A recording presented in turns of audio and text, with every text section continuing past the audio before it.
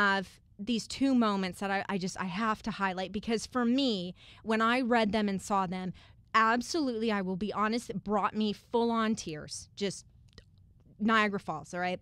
The first has to go to the 4x100 relay team.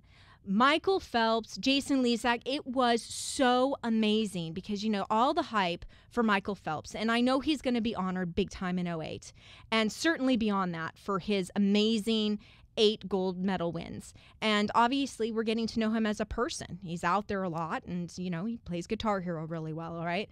But the moment where Jason Lezak swam the fastest relay split in Olympic history at 46.06. And you can see Phelps on the deck, just losing it, going crazy for him. Weren't you in your living room doing the same? I mean, I know I was, just fist pumping. It was amazing. Congratulations to the entire relay team. And I just read a story. This one, big time tissues on this one for me, because this is probably not going to get much play, but it was covered by ESPN really well, and I thought I would report the story to you. Gainesville State School, this is a high school, faced off against Grapevine Faith in Texas. And Coach Hogan, he coaches the Faith team, all right, Grapevine Faith.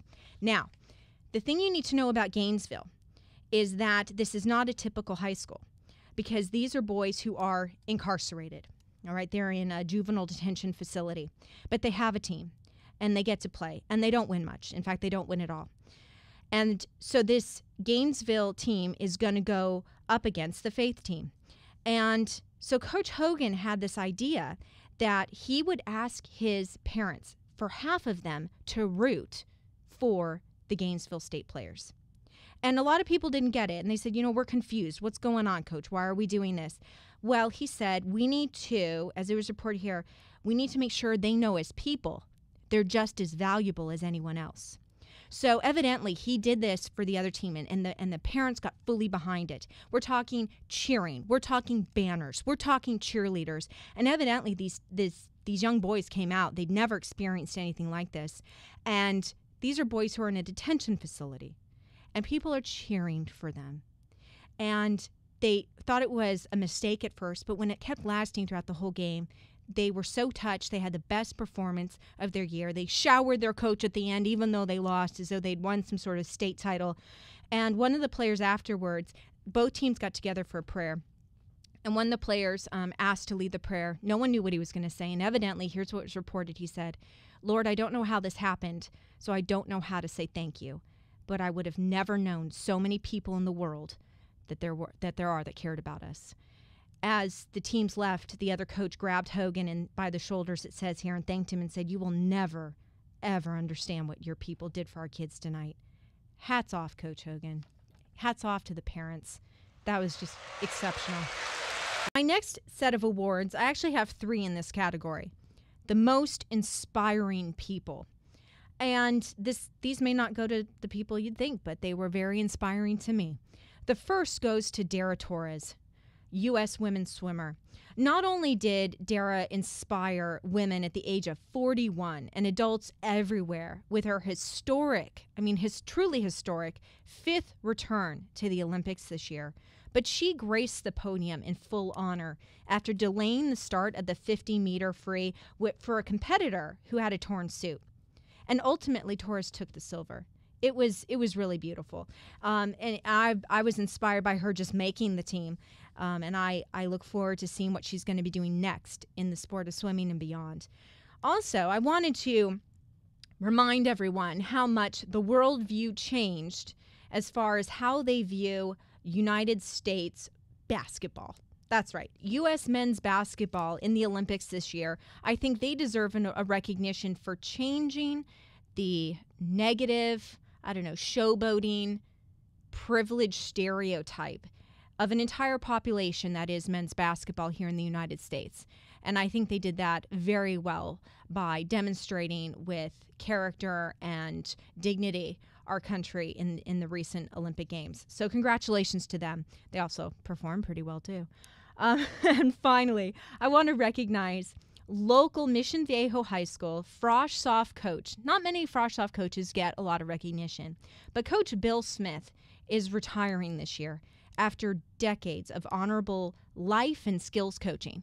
Because he was a life coach in addition to coaching the skills of so many young boys who are moving up in the ranks of football. And you know what, Coach? You're going to be missed. This former stat girl will miss seeing you on the sidelines, as will so many other people, I'm sure. So thanks, Coach. Have a wonderful retirement. Next set of awards. I've got 3 on this one as well. These are a different kind of awards. Got to switch gears here, because as we move into 2009, we have to have some reflection. I can't believe I just said that. 2009. Got to get used to that. So these are my We've Got to Work on This awards. The first goes to the Chicago coaches, and there isn't just one. I wish I could say it was just one coach, but several coaches, almost right and left it seems, are being dismissed for basically physically assaulting their players with fraternity-style paddles for whenever the players made a performance error. I mean, seriously. I wonder what Coach Wooden would say or would teach these coaches about that. Next time I see Coach, I'll have to ask him. All right, next award goes to sports parents across the country in general who fall into the following categories. I've seen too many headlines. It would take an entire show to just go through the headlines, but here are the categories. Any of you who have struck children, like the St. Louis coach dad who struck the 11-year-old while they're going through the handshake line so hard in the helmet, he flew back, fell down. Yeah. Anyone who's done anything like that? You. Any parent who's pointed a weapon, you think I'm joking? We've had a lot of those this year, unfortunately. Or even like pointing a weapon at other coaches, like some of these parents are doing. Or any parent who has sued someone in the world of sports. Remember back, I don't know if this made anybody else's list, but it made mine. The baseball family whose son was too good to play in like a development league.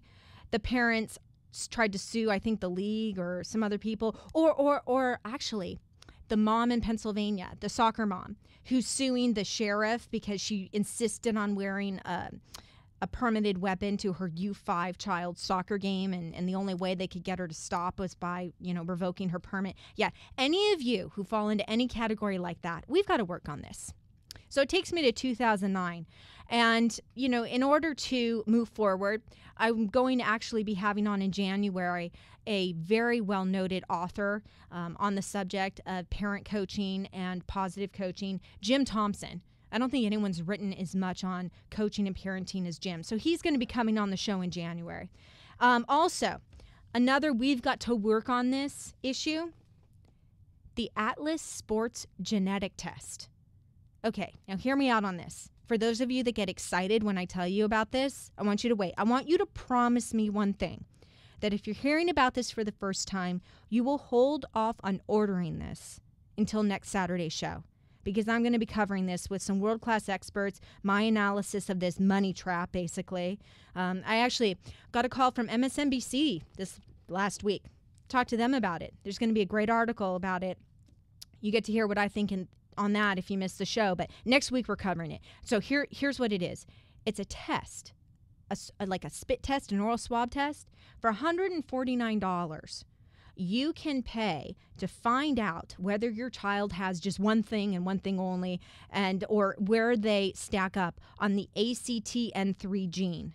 And it's supposed to tell you what kind of sport your child's body is best suited to perform well at. Okay, this is a problem. This is an absolute problem, and I'm going to hold off until next week to tell you why and what kind of problem it is. But I told you to promise, don't get the test until after you hear the show next week, okay? We've got to work on all of this, all right? Genetic testing for children, and sports parents going crazy, and coaches using paddles.